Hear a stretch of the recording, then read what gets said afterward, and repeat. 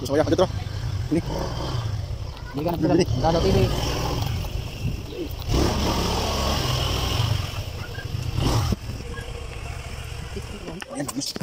Ayo.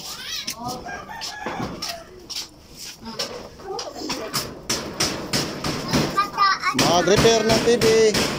Mag-repair. So, ayan mga master, ito yung i-repair natin. Kusang ano yung volume niya. Kahit hindi pinindot sa remote, lalakas yung volume hanggang 100. So, ayan, panoorin niyo kung paano namin to i-repair. Watch this. Buksan na namin to. Ayan mga master, kung nakikita nyo, naglulupon na yung volume niya. Kahit hindi pinindot sa remote, nagbo-volume na siya hanggang 100. Ayan, kung makikita natin, umabot na ng 100.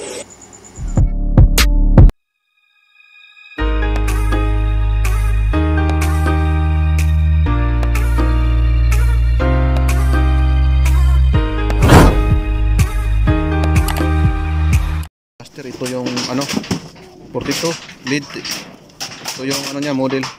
Ayan, bubuksan lang namin to. Panoorin nyo kung paano i-repair yung volume.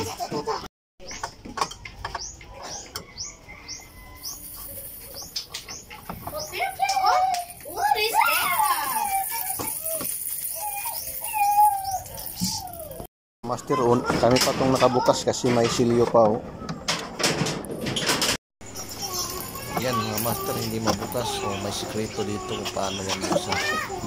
Yung sa gilid yan, tanggalin lang yung kasi may isko dyan, 2 or 3. Yan, tinanggal nyo namin. Yan, pag may counter kayo na ganyan, Pinsonic 42 Smart TV, paklasin nyo lang yan. So ayan mga master, na Ipit man, rush hour man. barato na sa rush hour. Ayan mga master, sundan nyo lang yung video kung paano to i-repair. So babakasin lang muna natin yung mga terminal. Tigas, pahirapan magtanggal yun, nadali.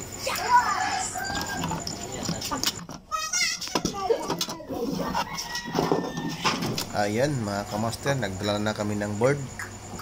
Ito yung solusyon para hindi ka na mag-trouble. Papalitan mo lang ng board. Ayan. Ayan mga kamaster, nabukas na. So, kunin natin yung board sa may-ari. So ayan, halos kaparehas lang sila kasi parehas lang ng movie. Bali yung pinunod natin is concept na. Kanan mga appliances sir. So ilalagay na namin to. Katapos namin to may lagay, i-observe natin to kung gagana ba o hindi. So sundan nyo lang yung video kung paano namin to gawin. Ayan.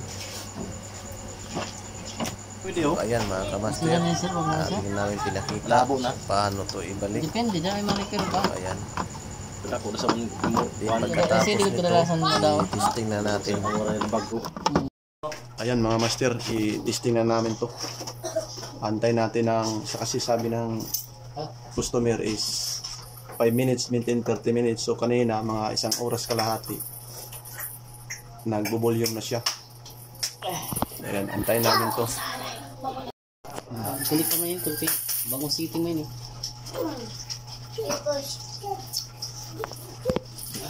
May program pa.